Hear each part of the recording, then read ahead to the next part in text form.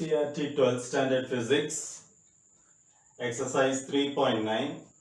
Actually, in this circuit, we have to find all the branch currents. So, this is point A, point B, point C, point D, and point E. Now, I will assume the current entering at node A is I. Okay, here I1, I2, from B to D, I4. The current here is I5. From B to C, it is I3. And this is series circuit. So therefore, here current I. Therefore, here also current is I. Now, what are the relations we have? First, I1 is entering the junction. I1 and I2 is leaving the junction. So I is equal to I1 plus I2. This is one equation.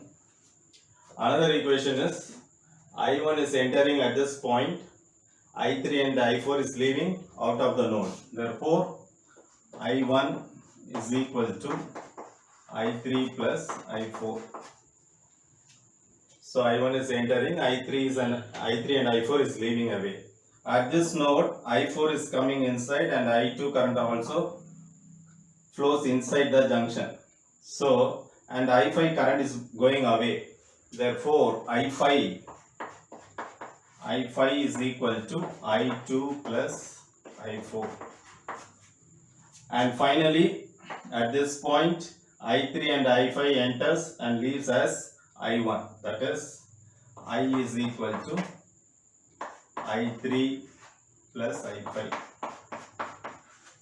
Now, if we carefully see, we have I1, I2, I3, I4, I5, totally 6 variables. But this has to be compressed into 3 variables, and using matrix or some other method, we must solve the equation and find the answer. Now, if you consider this loop, first loop, that is A. If you consider A, B, D, A, that is A, B, D, A. Current is flowing in this direction, plus, minus.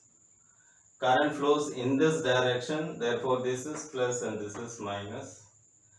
This I2 current flows from A to D, therefore this is plus and this is minus. Now if we go by ABDA clockwise, the voltage drop here is fall in potential because we are moving from A to B. It is fall in potential, therefore minus 10 I1. Minus 10 I1. Then from B to D, plus to minus fall in potential. So the voltage drop here is I4 into 5 or minus 5 I4. So the concept is fall in potential is minus, rise in potential is plus. So from B to D, that means we have covered A to B, B to D. Now D to A, this is plus, this is minus, but we move from D to A clockwise. So we go from minus to plus. That is, it is rise in potential, therefore it is plus. So the voltage drop there is 5 times I2, which is equal to 0. This is first equation. Now if we consider B, C, D and A. B, C, D, A. So we start from B to C.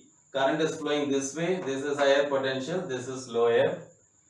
D to C, current is flowing in this direction, so this is plus and this is minus. Now we will write the voltage equation. That is, current is flowing this way, fall in potential plus to minus, there is a voltage drop of minus 5I3. Then from C to D, so you go clockwise, B to C, C to D and D to A. Now C to D, you are moving this way, it is a rise in potential, minus to plus, therefore 10 times I5, rise in potential is plus, 10 I5, 10 I5, and from D to B, last is D to B. From D to B, minus to plus, that is rise in potential, so therefore plus, which is 5I4 equal to 0. So now we covered first loop, second loop. Next we will go for the third loop, which is A, D, C, E and A. That is A to D, D to C, C to E and E to A.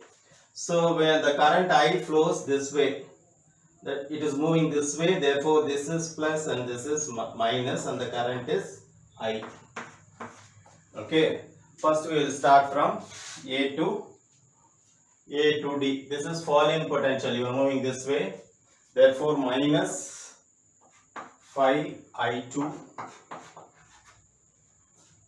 This is falling from D to C, falling potential, plus minus falling potential, therefore minus 10I5. From C to E, there is a rise in potential. This is minus, this is plus. So minus to plus, you have 10 volts, that is plus 10. And then from E to A, you have a resistance of 10 ohms, which is fall in potential, that is minus 10 I, which is equal to 0. So we have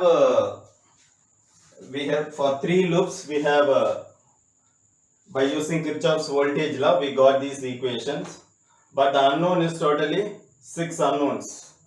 This has to be converted into 3 unknowns and then we have to solve. We saw that totally 6 variables are there, so we have to convert that into 3 variables. So first relation, in the place of I, we can substitute I1 plus I2. That is first relation we will be going. From this equation, I4 is equal to I1 minus I3. That's what is written here. I4 is equal to I1 minus I3. So wherever you see I4, you substitute with I1 minus I3. And finally you have I is equal to I3 plus I5. Now what is I? I is equal to I1 plus I2. You substitute here. So I1 plus I2 is equal to I3 plus I5. Now what is the value of I5? I5 is I1 plus I2. Bring this I3 this side, minus I3 equal to I5. So in the place of I4, we will be using this. In the place of I5, you will be using this. And in the place of I, we will be using this equation. So if you see carefully, we have only 3 variables, I1, I2 and I3, 3 unknowns. Using these 3 unknowns, we will be able to solve the problem. So substitute these values in these 3 equations and make a standard equation. So now if you substitute for the value for I, which is I1 plus I2, and for I4, which is equal to I1 minus I3, and for I5, which is I1 plus I2 minus I3 in the first 3 equations, and after simplification you will get these 3 equations, that is minus 3I1 plus I2 plus I3 equal to 0, 3I1 plus 2I2 minus 4I3 equal to 0, then 4I1 plus 5I2 minus 2I3 is equal to 2. Okay, this is the 3 equation. Now this can be put in matrix format and we have to find the solution for I1, I2 and I3. So using Cramer's rule, I have solved this matrix and I got the result as I1 equal to 4 by 17 amps, I2 is equal to 6 by 17 amps and I3 equal to 6 by 17 amps. Okay.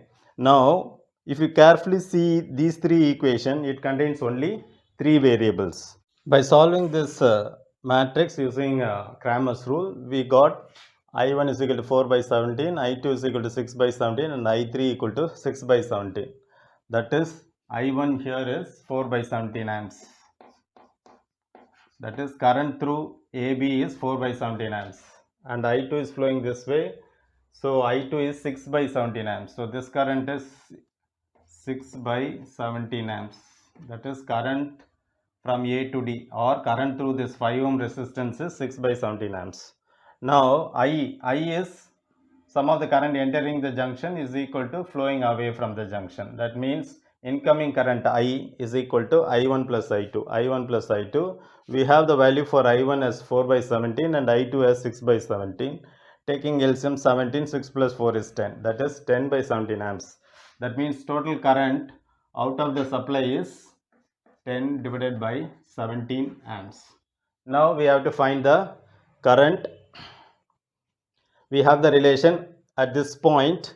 I1 is the current entering and I3 and I4 is leaving away. So I1 is equal to I3 plus I4.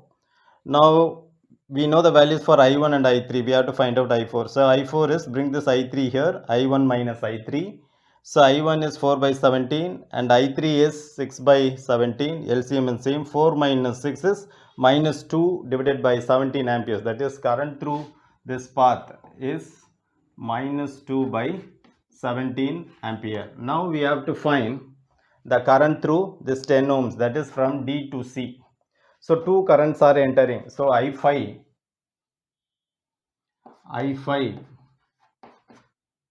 this, so I4 plus I2, I4 plus I2. Now what is I4? I4 is minus 2 by 17 and I2 is 6 by 17. First I will write I2. So 6 by 17, then I4 which is minus 2 by 17. So 6 minus 2 is 4, which is 4 by 17. That is 4 by 17 amps. The current flowing this way is 4 by 17 amps. But if you want current from C to D, then it is minus 4 by 17 amps. So the direction from D to C is positive, whereas from C to D it is negative. So I have taken from D to C, it is 4 by 17 amps. Suppose if you want the current from C to D, then it is minus 4 by 17 amps.